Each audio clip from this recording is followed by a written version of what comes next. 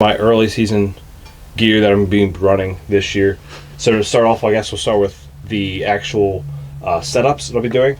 I'll be doing the Invader NX2s for my saddle setup. Obviously I'll be filming the whole season, so my camera arm is going to be the Beast camera arm, which is actually right in here. I have everything put together right like so. I'm actually holding it right now by the Beast arm that's strapped in there with the XOP straps itself, and the sticks are on with the J-hook. So that is on the Striker backpack. I'm going to do a full video breakdown. Not a breakdown really, just a full video on the Striker pack itself, pretty much explaining why I think this is a very underrated backpack, the things I like about it and the things that I don't like about it, or things that I think should be improved on the next backpack XOP. Stay tuned for the end, because I'm going to tell you why exactly I'm running two setups and how I'm going to be using each one. Then I have the retrograde stand right here, which I'll be using the 4X2s on this as well. I do have a two-step aider from Ape Canyon, so I'll be using that if I need to. I'm going to be putting the new seat on the retrograde here, the mesh con. I'm going to be putting that on here. It's just a little bit bigger of a seat, it has a smaller cushion on it, and it's going to add a little bit more weight, but it's going to be, honestly, it's going to be a lot more comfortable than this seat here. This seat, it'll do it if you don't really want to spend the money to upgrade the seat for 50 some bucks. But it's going to be a nice upgrade over this. This seat cushion, it was almost too hard. Those are my two setups for the season. And then I'm going to be doing the Latitude Maverick saddle for this year with the Wool Pass sand pouches. There is one thing I'm going to be doing with them that I'm going to be kind of fixing for myself. For clothes, I'm not really into fancy stuff. I don't have Osseo, I don't have Sitka or Huntworth or anything like that. I don't really need a name brand thing. I don't feel like you need a name brand thing. So this I just bought at Walmart. It's just a moisture wicking breathable shirt. It was like 12 bucks at Walmart, just a black one. And then this one I've had for a while. I believe I bought this at Walmart, but it's a sporty shirt. It's very stretchy, breathable. It's I can tell you what it's made of if I can read it. Polyester. 90% polyester and 10% spandex. So it's 10% spandex and 90% polyester, so it's not the cotton that we say you should not be wearing anymore. Even though you can honestly still wear it. It just depends how you hunt. And then I bought these at Walmart, some Wranglers. I don't know, let me see if I can find the name of it here for you guys. I don't see a tag in here, which I don't know why there would not be a tag. But they were $23 at Walmart, Wranglers. They have cargo pockets in them. It's great material, very lightweight. And then I was looking for a hoodie, because I like to wear hoodies in this season. I don't really like to wear just a zip-up jacket. I don't know, I feel like I don't like zippers that much, but I do like quarter zips. So this one, actually Habit just, I guess, released this one. We did used to work with Habit. We no longer work with the Habit anymore. This is just, I still like Habit no matter what. But it's a pullover fleece hoodie. Well, it's a quarter zip, and it actually has a pocket right here in the corner of it. So that's pretty cool. And then obviously inside of it is very, very soft. A little bit of camo on there. Don't really need camo. I found out over the years I always thought that you needed camo. So you don't. Now my bow is obviously nothing fancy. It's not a big name. It's just I believe it's the Cabela's brand, Blackout. If you can see that right there. It's Cabela's Blackout brand. I did, however, I won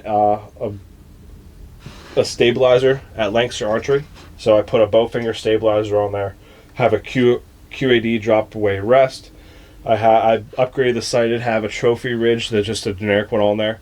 I did upgrade it to, however, the True Glow sight. So it actually, you can turn on the light and it actually will light up. But then I think it's 61 pound draw weight. Using a Cobra release, trigger release. So just a regular trigger release. That's really it for that. Didn't replace a string this year. Figured I did last year. Didn't really shoot at anything last year, so I don't really need to replace it. I do shoot in my backyard. As for arrows, very basic arrows. Hunter 300 with fobs on the end. If you don't know what fobs are, I don't blame you because they don't really advertise all that much. But they just replace fletchings. So if you build your own arrows, you just put them on there instead of actually fletching your arrows. So that's pretty cool. And then for camera setup. So like I said, I'm going to be running the Beast Arm.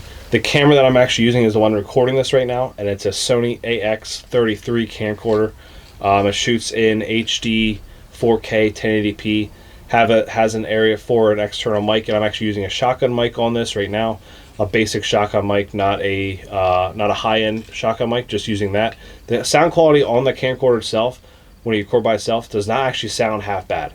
I did do that for a few of the episodes here that we just recorded, and it does not sound bad. Like, it really does not. So I upgraded. I had a GoPro 5, and I upgraded it to a GoPro 10, which I very, very much like. It's great for when you're walking in, when you're trying to build a whole story. It's great for that. You can mount it.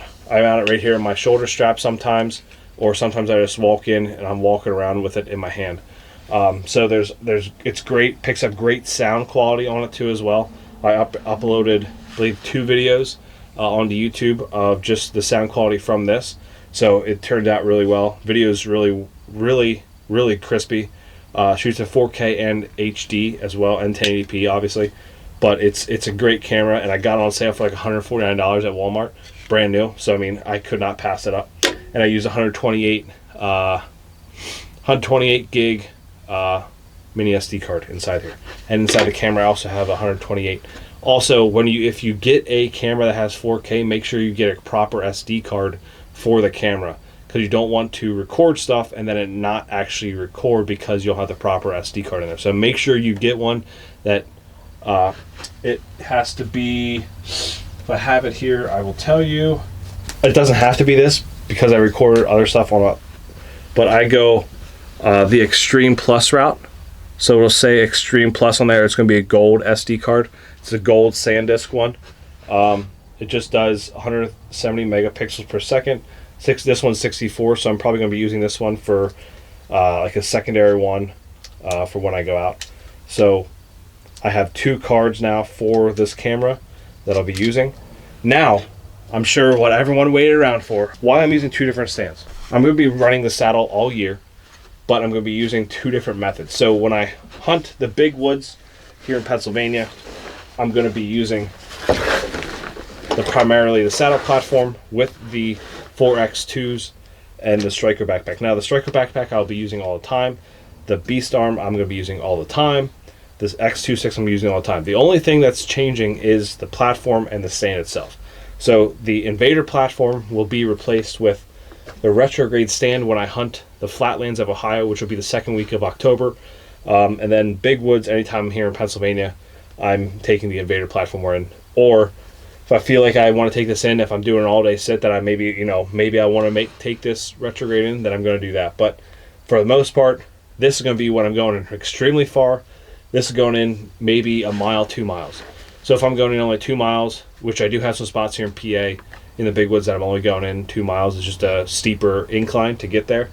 I will probably take this in, depending, because I know some of it is very thick lower on. I want to get up high and I want to make sure I can see. And the Invader platform is just pretty much for your running gun setup, where setting up and quickly and using a saddle primarily. Now, like I said, I'm using a saddle in both of them. Now, originally I was going to honestly use a extremely large platform like the retrograde as my saddle platform, because compared to other saddle platforms, this thing is huge. There's a lot of room, and it's very stable, and also you can sit down on it. And it offers you that meat shelf as well. But I don't know. I like the 2 methods set up. And then for rifle season, that'll be a separate video. I'll probably release that around Thanksgiving time frame before rifle season, so you guys can see that. But thank you for watching. Hopefully you have good luck this season. I know a lot of people are out there hunting right now, but it's right around the corner. Right around the corner. I think you gotta hone in your gear right about now, especially if PA opener is October 5th. Got to hone that gear and make sure you know what you have, and make sure you know what you need to buy before you actually go out and hunt. And just have fun. Just enjoy the whole process. good luck, and thanks for watching. See you guys.